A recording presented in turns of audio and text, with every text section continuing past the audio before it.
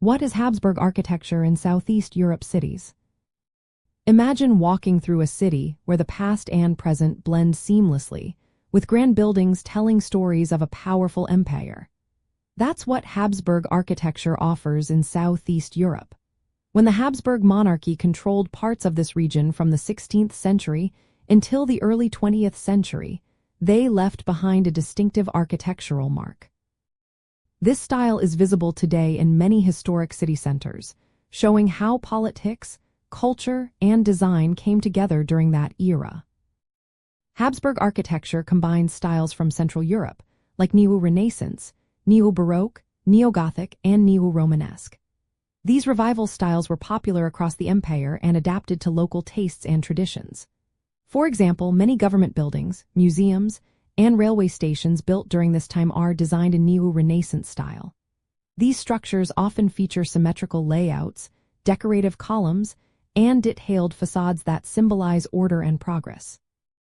In Sarajevo, the National Museum and regional government buildings showcase these styles, reflecting modernization efforts. Religious buildings also changed under Habsburg influence.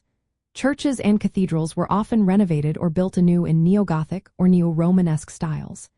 The Evangelical Church in Sarajevo is a good example, with its pointed arches and detailed stonework.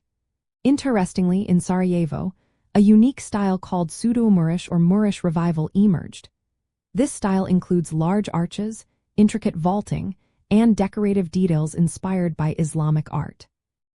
The Sarajevo City Hall, known as Vijećnica, is a prime example, with its ornate arches and Islamic motifs, symbolizing the region's multicultural history.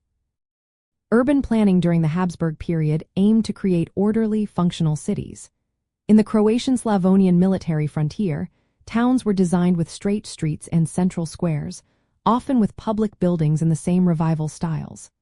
Major cities like Budapest and Buda also show Habsburg influence. Their palaces and castles, such as Buda Castle, feature Baroque and Gothic elements that inspired local architecture. The legacy of Habsburg architecture is especially clear in historic city centers. Cities like Budapest, Sarajevo, and parts of Croatia have layers of buildings from different periods, including Ottoman, Venetian, and Habsburg.